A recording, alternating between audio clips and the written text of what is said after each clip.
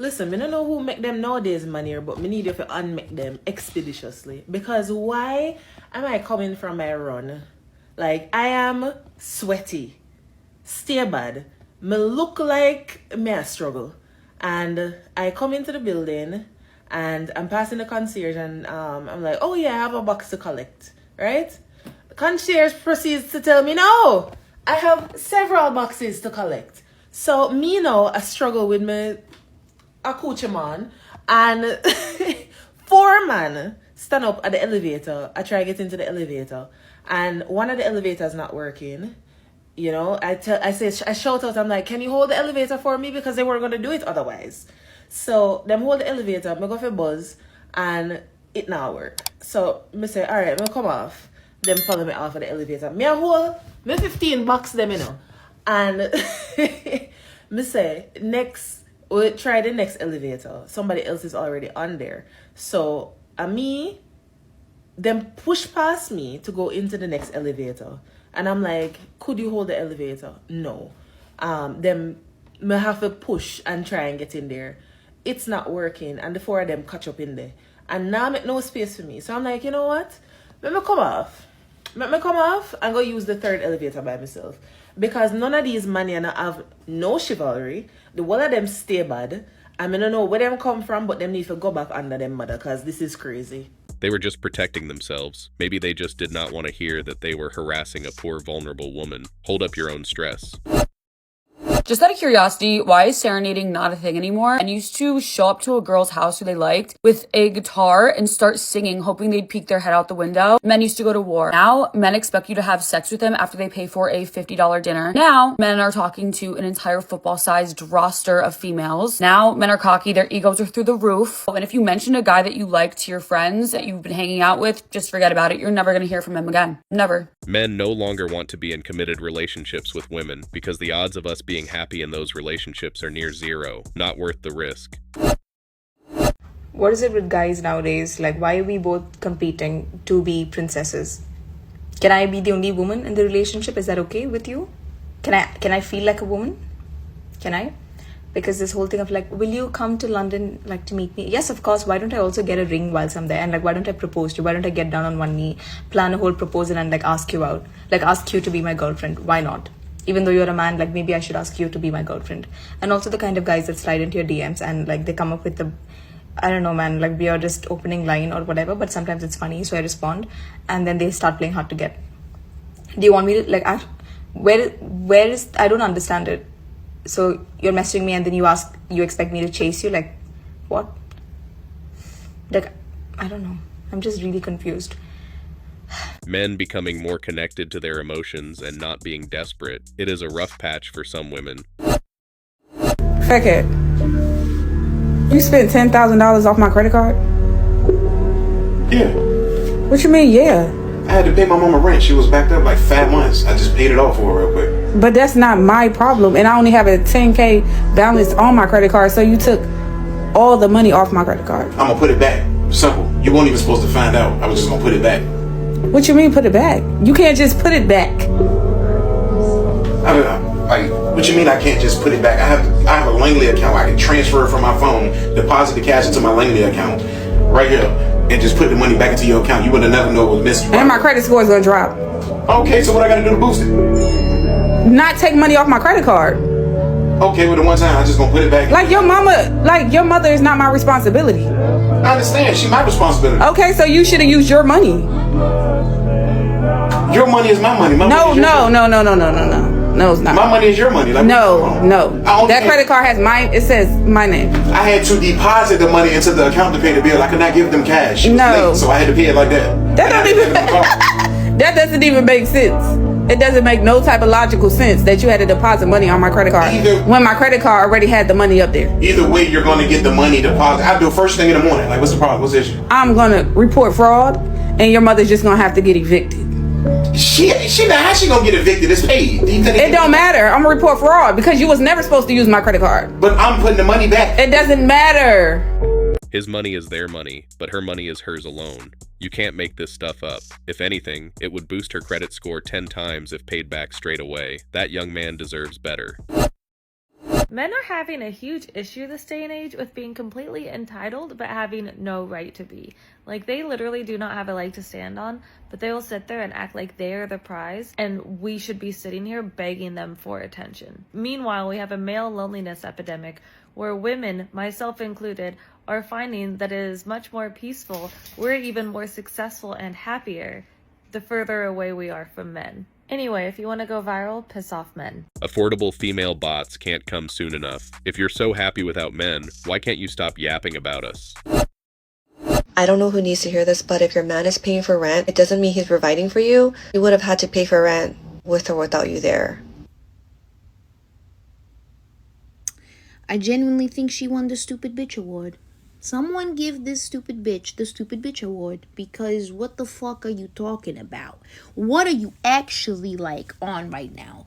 What do you mean? Like, because he pays for rent and then there's just a fucking body there, that means that he's not providing for you? Like, that he was just gonna pay rent anyways?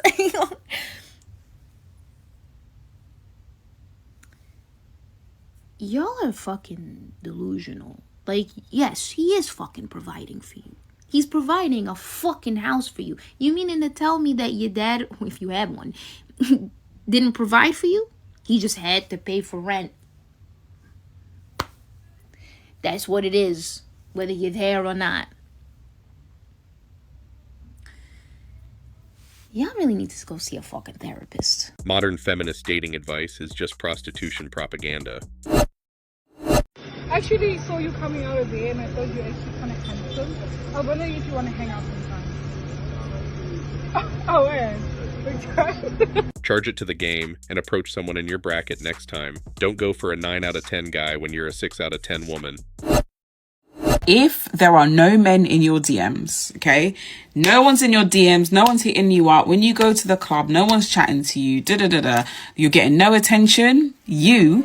Sis, you're on the right track. I'm telling you, you are on the right track. Because you know why? Especially if you're a pretty girl. You know you're a pretty girl. You know you're good looking. You're put together, everything like that. And no one's approaching you.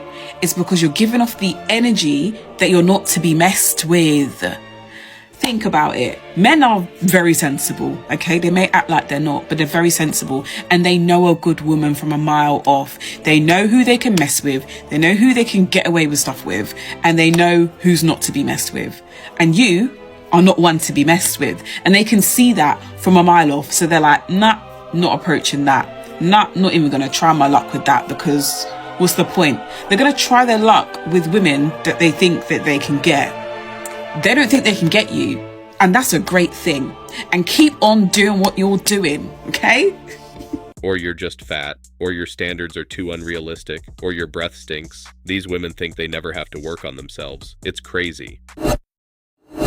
Before I cheated on my ex-husband, I never envisioned myself being the kind of person who could cheat. I was like, no, cheaters have character flaws. There's something wrong with them. They have some kind of moral issue, and I'm not like that. It was really easy to judge others who succumb to the act of cheating from a place of never having done it before. But one thing that I know to be true is the Lord will bring you to certain places in your life that you yourself on your own can never redeem. You can never take it back. It's something that exposes at the deepest level your own humanity. And I'm not saying that it's right to cheat. I'm not saying that you can justify cheating either. But what I am saying is that we are all humans, and it is written in the Bible. There's plenty of stories that show that people succumb to sin, not just because they are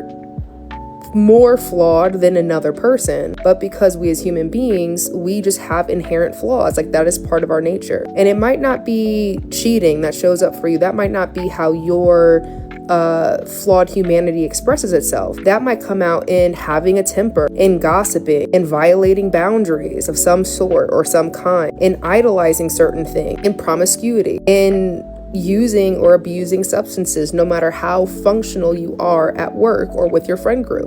We're all human beings having a human experience trying to figure all this stuff out. So when I found out that my partner had not been faithful. Yes, I was hurt. Yes, it stung like bloody hell. Yes, it put me into a state of shock. But more than anything else, it reminded me of my own shameful acts. Like, that was the hardest part to sit with. I could pretend that I had some kind of moral superiority to him because in our actual relationship, I hadn't done anything that I felt like was as bad as what he had done. But at the end of the day, there is a litany, like scrolls that could be written, of the harm that I've caused to other people and harm that I've caused to myself. And no matter how much better I got at suppressing those harmful tendencies, no matter how evolved I believed myself to be or how enlightened I thought I was, God was like, listen, girl, even though you're not acting out in these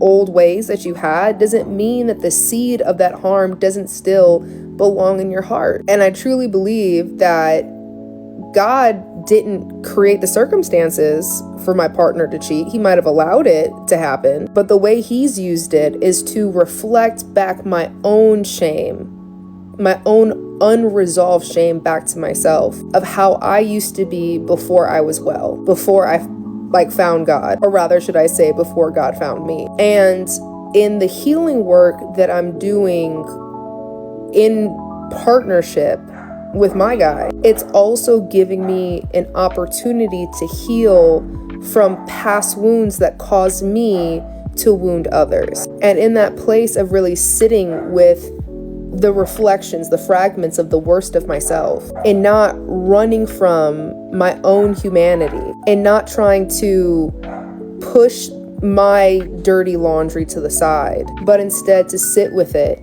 to sort it, to wash it, to fold it, to put it away. And even before that, to consult with God as to what should I keep and what should I do away with. I feel myself becoming a much more calibrated person, a much more non-anxious person. I find that has been the path that has actually healed me from the initial shock and the initial devastation of the infidelity. It's not about what my partner is doing. It's not about what my partner has even done. It's really about what God is doing in my life and how he is forming me into a person who is capable and who has capacity to show up as God has intended for me to show up. So I didn't choose. I chose in the past. I made a decision in the past to do something that wrecked somebody's life. And I've had that exact same experience reflected back to me in my own relationship. God has used the ingredients of calamity to correct, construct, and create something new in me and in my partner that is helping us show up in relationships in ways that we never thought ourselves capable of. It's always poetic when women cheat. Imagine blaming God for getting your back bent. These women are a joke. Australian women really are just that deluded these days. I've just seen this post of a girl. She's over in Italy. She's only been there for a few hours and she's talking about how Italian men have already made her feel so special because when walking past her, they're calling her stuff like beautiful and giving her compliments and stuff like that.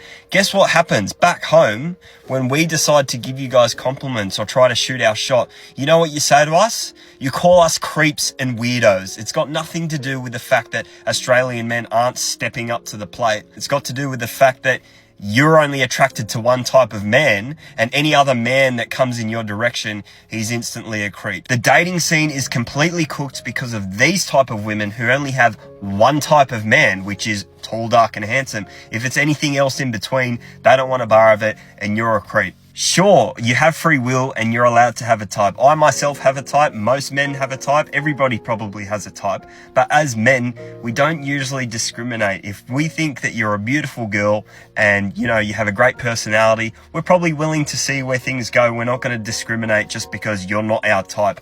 Unlike women like this. These days, you just have to agree that the filler these women use has flowed into their brain. I could not date a man that does not banter. I need some back and forth. I need some excitement. I need creative insults back and forth. It just brings me so much joy. If you can't banter with me, we're just not gonna work out. I've dated people that I've tried to banter with and I say one thing and they're like, what? And I'm like, you know what? Nothing. But you should know that I'm never going to talk to you again after this. But it's totally unrelated to that. And I've also dated men where it's like, I try to banter with them and then they'll be like, that's why your mom never loved you. And I'm like, okay, well, that's not really, you should have said that more creatively and then we could talk. I can't do it. Until he takes the banter too far in your eyes, now you're requiring him to walk on eggshells, or you'll find another guy. You need a woman, not a man.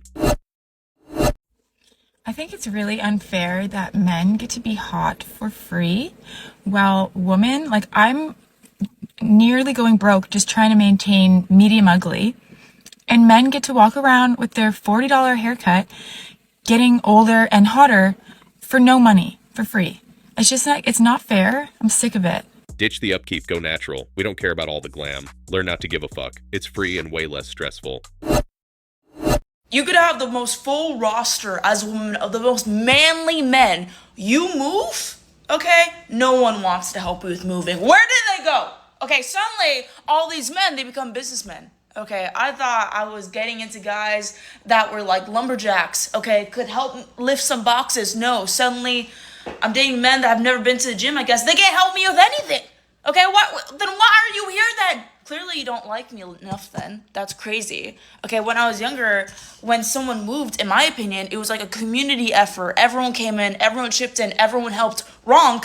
Okay, as I've gone older, I realized this is a solo game. I have to hire movers. I have to hire men. Okay, where are the men? I don't know. I have to hire them to help me. That is crazy. That is crazy.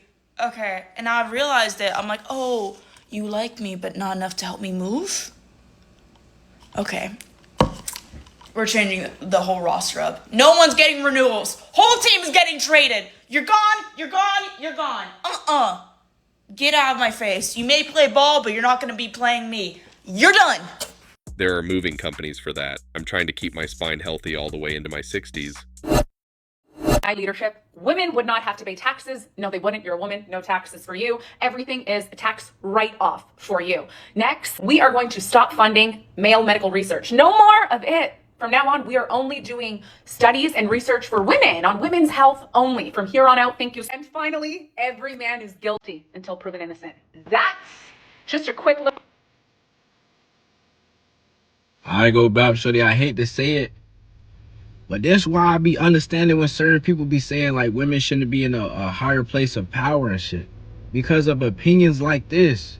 Shorty say all men will be guilty until proven innocent. There will be no more funding for men. Women won't have to pay taxes. Everything is just write-offs. What is your like policies? This is your rules, regulations and shit. And it's the crazy part about it is people really be eating this shit up, folks. Like, what is you talking about? Like, and I genuinely think, bro, certain women just hate men, and I don't know if it's because of their fathers did fucked up shit to them or the past men that they didn't went through. But yeah, we gotta stop this shit. Just stop this. I speak for every man when I say women start off in a psych ward and work their way out. Anyway, that's all for today. Don't forget to hit the like and subscribe buttons. Also, click on the notification bell to know when I drop a new video. Bye.